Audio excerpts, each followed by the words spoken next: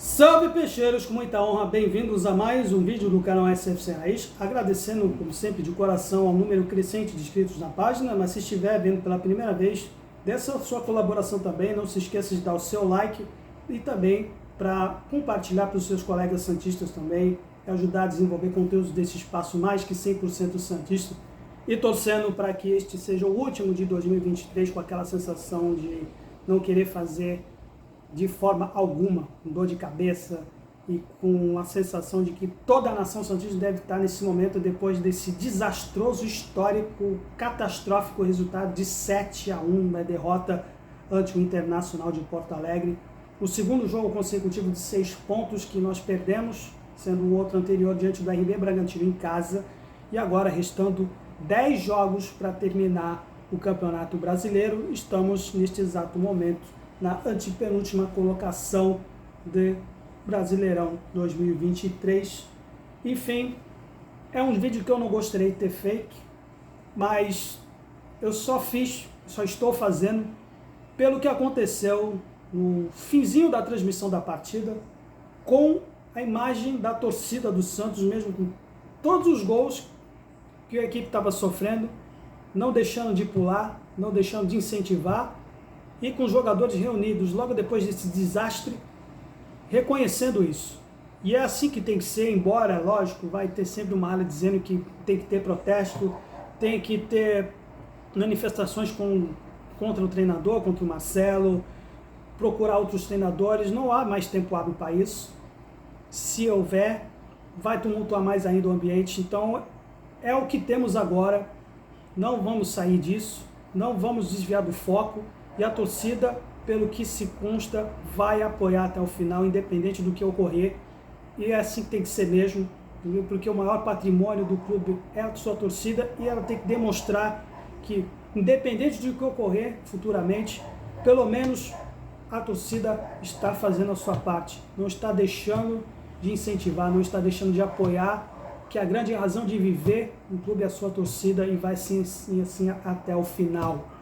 Bom, bora, porque eu fiz um vídeo anterior a respeito do Marcelo Fernandes, mas desmistificar tudo que a nossa própria torcida, especialmente de rede social, falava em torno dele durante anos, que ele era tumultuador de ambiente, que ele fazia casinha de caboclo com os treinadores que vinham e eles vinham, e que não era nada disso, que conseguiu o seu mérito de, pelo menos, recuperar psicologicamente este elenco, quando menos se esperava, nessas 3 vitórias seguidas que ele comandou.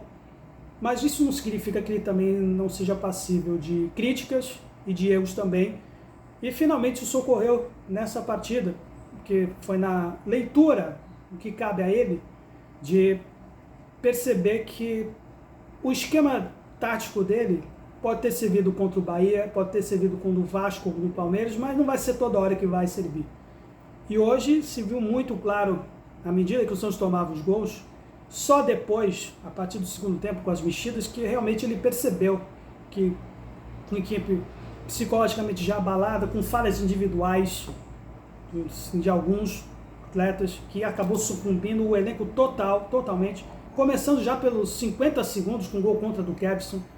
O garoto realmente sentiu, depois veio a grotesca falha de saída de bola do Dodô no segundo gol, e os outros 2 gols em cima do Lucas Braga, sempre nas costas dele, no menino tal do Wanderson. Se tiver algum torcedor do Inter, me corrija se eu estiver enganado, que o Lucas Braga vai ter pesadelos pro resto da vida com esse rapaz, que num esquema de 3-5-2, na qual essa linha de 3 que o Santos tem, sempre quando via bolas longas, bolas espetadas, bolas velozes da equipe adversária, com nossos alas sempre numa situação de avançados, né? Sempre saindo em desvantagem quando os ponteiros deles vinham para receber, tanto na parte do Kevson do lado, quanto na parte do Lucas Braga do outro. E isso se refletiu nos 4 gols que já tomamos já no primeiro tempo, que o Santos, quando tinha proposta de bola, parecia uma equipe que ainda estava nos anos 90, quer dizer, ainda sofremos, né? Agora estamos sofrendo. Tudo o que os primeiros 9 meses de temporada esconderam na pessoa dos treinadores anteriores, sem esquema de jogo algum, pelo menos na saída de bola, na hora da transição. Quando nós temos que propor, não há algum jogador nosso que faz o que os jogadores do Inter fazem, especialmente para cortar as linhas defensivas no nosso meio. Sempre. E quando apareceu o adversário, sempre colocando jogadores nossos na nossa linha do meio do campo, na retaguarda, na primeira linha da retaguarda, sempre furando como se fosse uma facada nas linhas do Dodi e do Rincon, sempre aparecendo, sempre recebendo e sem nenhum combate algum. Isso, nós não temos isso no Santos já há bom tempo. E agora, com esse pouco tempo que o Marcelo tem, de fazer aquilo que ele gosta de falar nas entrevistas e estudar o adversário, teve um intervalo longo daquele jogo com o Palmeiras até o jogo com o RB Bragantino, hoje pelo menos não foi o que se viu. Não foi o que se viu, porque ele podia ter já mudado um pouco a formação na linha defensiva, para o desastre não ter sido pior do que foi. Demorou para perceber, que o Lucas Braga sentiu, que o Kevson sentiu, depois ele saiu, que o Dodô ficou até o final também, ele deve ter sentido depois do segundo gol, que foi por falha dele.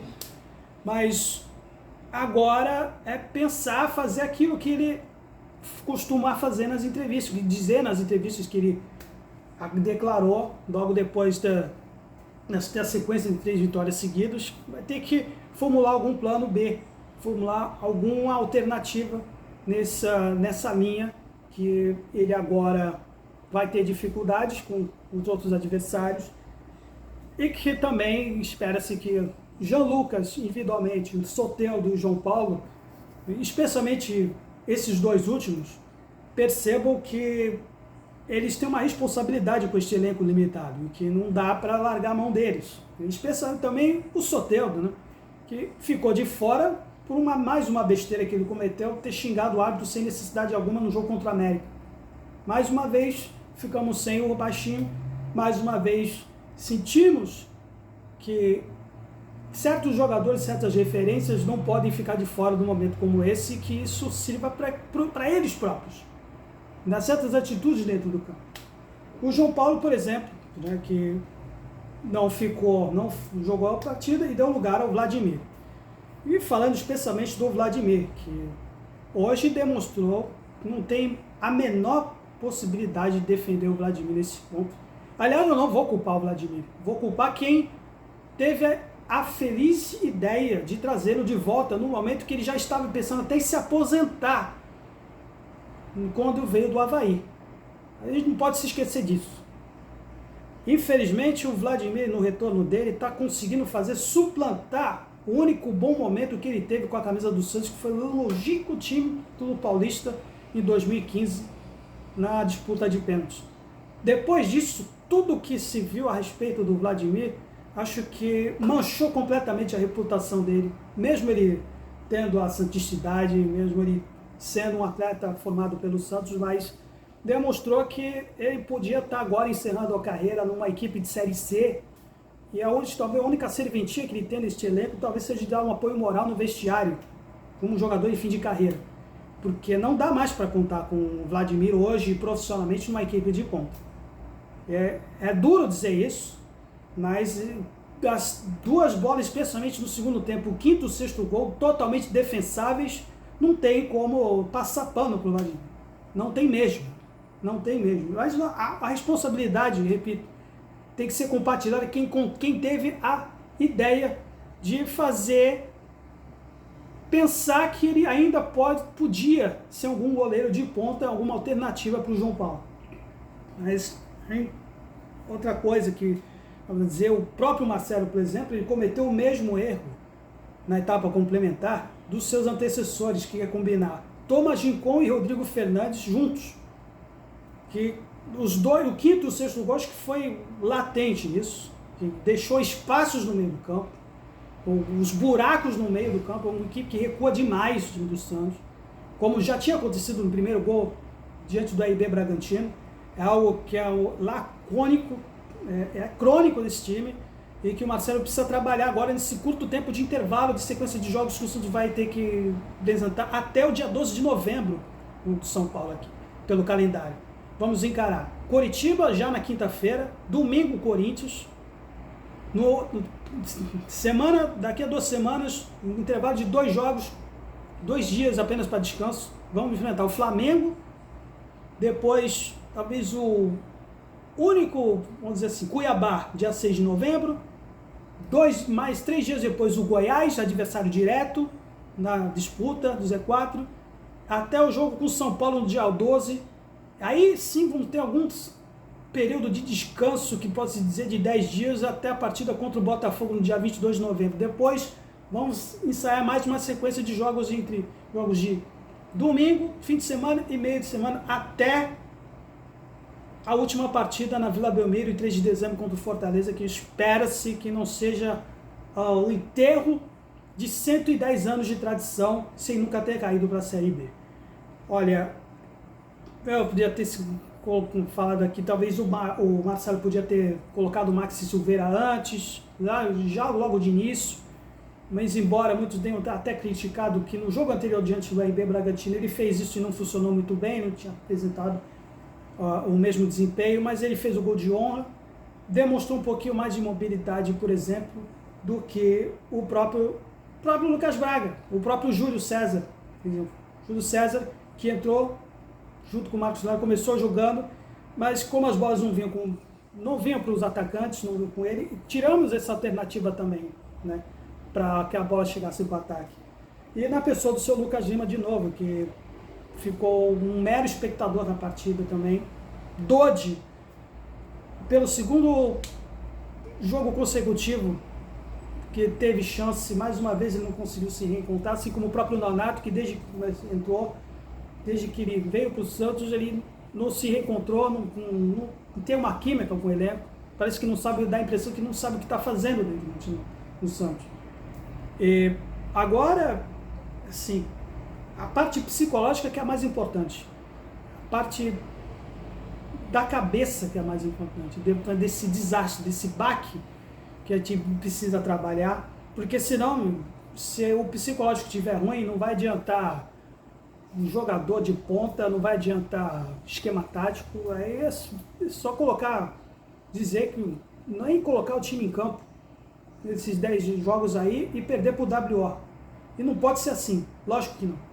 Então, que sirva, né, desses momentos trágicos aí, que podemos tomar alguma lição para a gente retomar essa confiança, porque é o que a gente tem de momento, não vai adiantar agora chorar o leite derramado. Então, vamos ter 10 partidas agora e formular uma situação que dessas 10 partidas vamos encarar 5 na Vila Belmiro, e nessas 5 a gente não pode perder de forma alguma nenhum ponto, nem sequer para empate.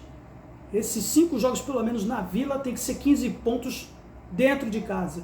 E jogar fechadinho depois, nas outras 5 partidas como visitante, arrancar um ponto ou até uma vitória contra adversários diretos. Então é isso, Marcelo, é isso, Claudio Miri, é isso, elenco. E que até quinta-feira eu gostaria muito de estar lá na Vila, mas é bem provável que mais uma vez eu não vou poder comparecer, dada essa política de sócios, de esquema de ingressos que está vigente nessa diretoria, que acaba sacrificando aqueles que são os mais assíduos, né? E como eu nunca fui, nem que pretendo ser nenhum tipo de influência que andou até pouco tempo atrás aí, apoiador dessa gestão, ganhando ingresso na faixa, não vou chorar o leite derramado também não. Eu vou estar lá mais perto possível lá para dar o meu apoio também. Se tiver vlog também, eu não vou garantir nada. Pode ser mais algum vlog sem ingresso também para vocês, ou alguma análise pós-jogo. Isso, galera. Então, vamos levantar a cabeça, sacudir a poeira e dar a volta por cima, que é o mais importante. Santos sempre Santos, valeu, até a próxima.